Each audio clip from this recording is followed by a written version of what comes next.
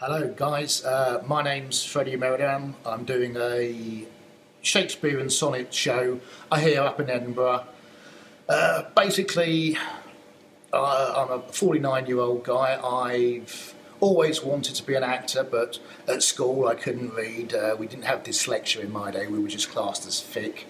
So I was written off at school and I spent many years doing rubbish jobs I didn't want to do.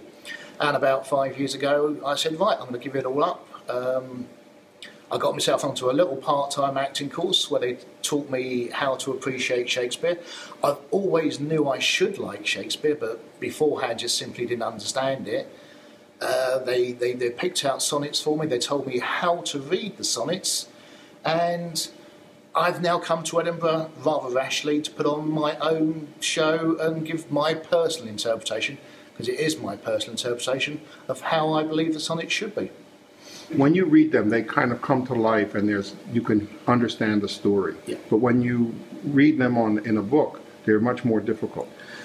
The problem with Shakespeare, especially in the United Kingdom, is how we teach it. We just give people a blank a book and say, here's Shakespeare, get on with it.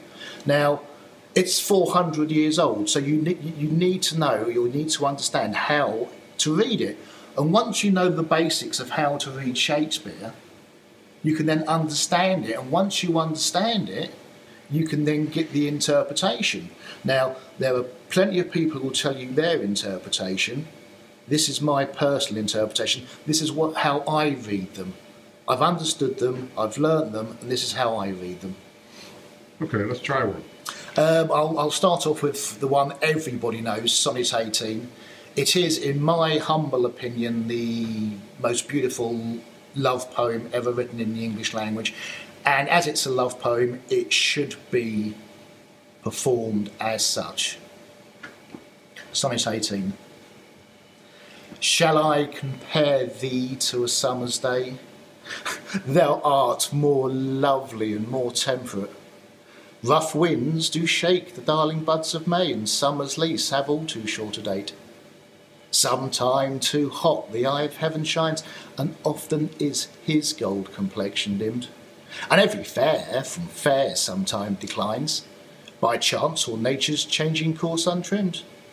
But thy eternal summer shall not fade, nor lose possession of that fair thou owest. Nor shall death brag thou wanderest in his shade, when in eternal lines to time thou growest. So long as men can breathe, or eyes can see, so long lives this, and this gives life to thee. It's about love. It should be performed with love.